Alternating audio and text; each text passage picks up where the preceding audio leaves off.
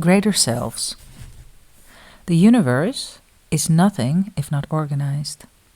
While all that is assuredly all that is, it chooses to diversify into psychic groupings with various purposes and intents. The one we need most to understand is the construct of our individual greater selves. All that is pure energy, and this energy cannot be divided like a sliced apple. In fact, it can't be divided at all. But onward we go, trying like crazy to make sense of something far beyond our complete knowing.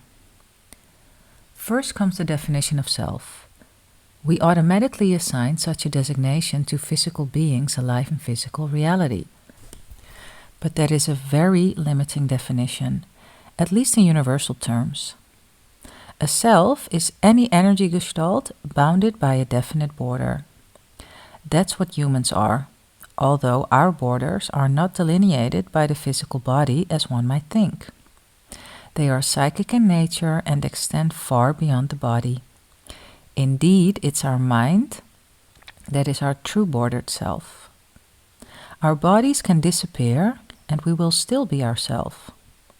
Mind doesn't need a physical body to be. Mind creates the body as a physical symbol of itself, but it's only one symbol of many used by consciousness to convey its diversity.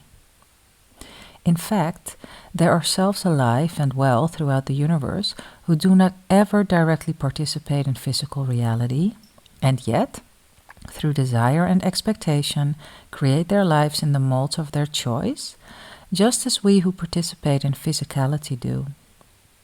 Greater selves are of that category. They are energy gestalts of tremendous power.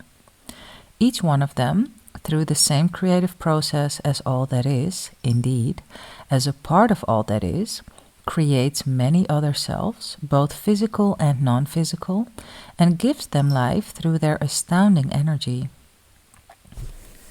A greater self can have numerous physical selves, alive throughout what we perceive as historical linear time, all under its wing of protection and assistance, whether or not these physical selves realize it. The inner self. Keeping in mind that there really are no division between all that is and its creations, we will continue to insist upon dividing the whole of it into something somewhat understandable to our current methods of comprehension. While each of us is designed by a greater self, of which we are but one of its many creations, the conduit for that energy is our inner self. An inner self is a portion of a greater self's consciousness assigned the specific task of creating a physical self, and then keeping that self clearly pinpointed in its pre-chosen space-time continuum. Our inner self is very intimate to us. It keeps the definition of our body intact, its energy sustains us, its advice guides us, and its creative abilities build our physical environment based on what we tell it to do through our thoughts, emotions, and imaginings. Indeed, our inner self is so much a part of us that it extends itself into physical reality as and through our conscious mind and becomes our environment and our body. When we ask for assistance or call for help, it's our inner self who directly responds. It's the one who extends the helping hand, leads us into coincidences that answer our needs, suggests we not give up soon. It uses many vehicles for communication, such as dreams, intuition, inspiration, insight, inner voice, and impulses. Without an inner self, we could not function in physical reality, since it not only guides us, it keeps us alive through an inflow of its energy. All of our bodily and psychic unconscious activity is directed by our inner self, from the balance of body chemistry to the creation of our dreams. We are a literal part of it, formed in the inner world, yet appearing in the outer world.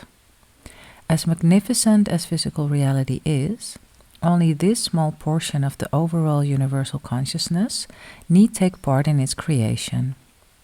The creative energy that forms our reality comes from our collective inner selves, those expanded portions of each of us residing outside of time and space. We, in turn, and all living things of this earth are imbued with our own creative energy. And inherent within that energy is the constant desire and need to express ourselves through continual manifestation. Electromagnetic energy units. Consciousness, whether it is composed of one unit of consciousness or, like humans, many, emanates electromagnetic energy, EE units. With every subjective experience, that is, with every thought, emotion, or mental picture, consciousness emits EE units. These units, imbued with consciousness themselves, have a unique electromagnetic reality which can combine with others of like intensity. They become the basic barriers, they become the basic carriers of perception found just beneath the range of physical matter, yet giving birth to matter. They are the entryway into physical matter. EE units are built up in response to emotional intensity. The stronger the thought or feeling, the greater the size, stability, and strength of their magnetic nature. They will attract others of the same nature, forming a larger and larger magnetic field. The stronger the intensity of the field, the faster and more stable the physical materialization of the structure that has been designed for actualization by consciousness. And what consciousness initiates, organizes, and projects the EE units into physical reality? Our inner selves. What motivates them to do what they do with specific EE units? Our emotions, imaginations, and thoughts. Our inner selves create form based on the concentrated energy generated by us through a thought, an image, or feeling. Idea construction. Our world and everything in it is an idea construction, or the transformation of ideas into physical reality. The universe is made up of the raw material of energy, as we discussed, but it must be converted into usable form in order to enter this reality as matter or event. Ideas are the mental catalysts that transform that energy into a substance that conforms to the physical world's needs and specifications. Ideas, composed of thoughts and emotions, hold great power because if held long enough in the conscious mind, they create structure in this world. Everything we see surrounding us is an idea or an idea construction that has been thought into existence and that includes all material items and events we encounter. In fact, our body is our greater self's idea construction of how it sees us translated into flesh. We are ideas made physical through the molding of energy. All matter formations are, in effect, psychological objects, since they are formed in the mind first. Matter does not give rise to consciousness. Consciousness births matter. The simple amoebae, being consciousness just like all other organisms, create idea constructions from energy also. According to Jane Roberts, the precise ideas they receive are constructed almost simultaneously into events and physical objects because they receive so few and all are needed to ensure survival. Humans, on the other hand, find it impossible to construct all of their ideas physically because of the great numbers of complex thoughts they are dealing with, and so developed an ego that would make the necessary choices. The environment that each of us experiences is the overall idea construction of what we choose to translate into matter. We only perceive our own constructions. Remember, we create our individual realities, but because we agree on some basic ideas, the appearance of the environment has coherence between us. Our private constructions seem to overlap ones created by others, and we agree on certain shared parameters, but make no mistake about it. My reality is my reality, and yours is yours. Each resides in its individual, personal psychic space or space continuum, and so is very much unique and apart, yet with the suggestion of being one with all others. Seth says, physical objects cannot exist unless they exist in a definite perspective and space continuum. But each individual creates his own space continuum. Each individual actually creates an entirely different object. For instance, 5 people will view what they believe to be the same table, but actually 5 tables are projected into time and space of the same general format but with individual touches. When we walk into a room, we telepathically agree on the placement and dimensions of the table and all other objects and people in that room, and then we individually, in our own space-time continuums, build the scene to match our understandings. The result? A scene that is camouflaged to look like one place, in one time and one space. Camouflage, in fact, is all we ever see. The elements that create our worlds are camouflages of the basic elements of the universe that reside in the inner world beyond time and space. The whole of physical reality is composed of camouflage patterns reflective of patterns of thought residing somewhere else. That is, each piece of camouflage has a counterpart in inner reality. Inner senses.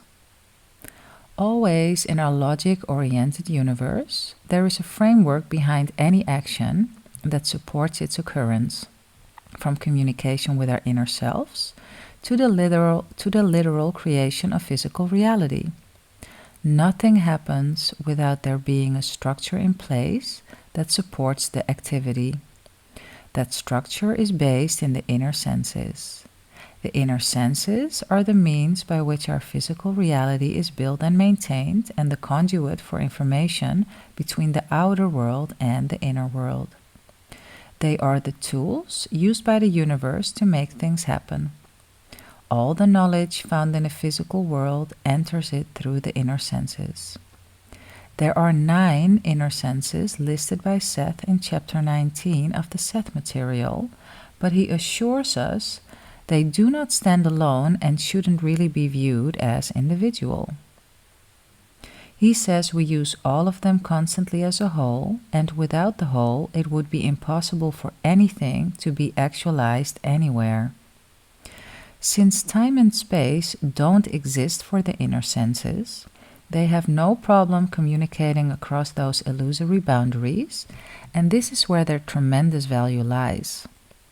Because they transcend space-time, they are free to deal in concepts and results not limited by the coloration of narrowed thinking. Not that distortions don't occur, but it's the inner material that's flawed. The information received through the inner senses is clear in that it reflects reality as it exists independently of what the physical senses perceive. However, as information is filtered through a person's belief system, it is colored accordingly. For instance, are there really angels? Sure, to the people who see them. Do all people see angels? No. Only if they believe in the possibility of angels, want to experience a dramatic occurrence, or select the event for some other reason, consciously or otherwise. In fact, one person might interpret the same construct as a nature spirit or ghost or vision or extraterrestrial, or whatever he or she will allow to manifest. The information that formed the angel is valid. However, no matter what its packaging, it came through the inner senses. And while the manifestation is up for definition, depending on who is doing the viewing, its emergence into physical reality is a valid event. When we consciously use the inner senses, we transcend physical reality and play in the universe unfettered by restrictive beliefs. We can enter other realities, clearly communicate with our inner selves, develop telepathic, precognitive, and clairvoyant abilities, and sense the workings of the universe. We become aware of our multidimensionality, aware that physical reality is a very small portion of our existence, and aware that we have at our disposal an incredible tool to use in everyday life to consciously manipulate physical reality to our liking. By flexing the muscles of the inner senses, we allow the flow of intuition, impulses, inspiration, and insights from our inner self to become more obvious, more pronounced, and more frequent. Using our minds, the meeting place of the inner and outer worlds, we can float beneath the camouflage of reality, camouflage created by the inner senses, and catch a glimpse of what lies beyond the illusion. Simultaneous time. It seems that linear time is but a tool that we as consciousness in physical reality have chosen in order to experience the results of our idea constructions. The point of linear time is to be able to see and feel our creations in slow motion, so to speak, and then decide what works and what doesn't in our lives. That is its primary value. Time has no purpose other than to bounce one action off another in order to study the results. Within our three-dimensional world, we pretend there are consecutive moments, one following after the other, like infinite automobiles rolling down a universal assembly line. This forces us to perceive action in a given sequence, even though it is a false picture that is portrayed to our physical senses. Indeed, past, present, and future appear extremely convincing and logical when events seem to have lapses between them. In the greater scope of the universal picture, however, all time is happening at once, simultaneously. Our inner selves reside in a spacious present, unconstrained by time. When they view us pinpointed in time, they not only see our present self and situation, they see all the possibilities and probabilities that can ever occur to us, and all the ramifications. And they see this for our past, present, and future. In other words, our inner selves see a field of probabilities that reflects every action, however minute, that we could possibly choose to actualize in physical reality. To them, linear time is meaningless. The truth is, the moment that we are aware of right now is neither built from the past nor leads to the future, automatically flowing from one to the other. In this very moment, we select events that we will call past, and we select events we will experience in the future. And in our next moment, we select events that we will call past, and select events we will experience in the future, etc., etc. Each moment is free to be defined exactly as we wish to see it. And the definition holds our perception of the past and future. Since all events occur at once in actuality, a past event cannot cause a present experience, and neither can cause a future one. And to reinforce that idea, here's a great Seth quote. There is no cause and effect in the terms in which you understand the words, nor is there a succession of moments that follow one after the other. And without a succession of moments following one after the other, you can see that the idea of cause and effect becomes meaningless. An action in the present cannot be caused by an action in the past, and neither can be the cause of future action in a basic reality where neither past nor future exists.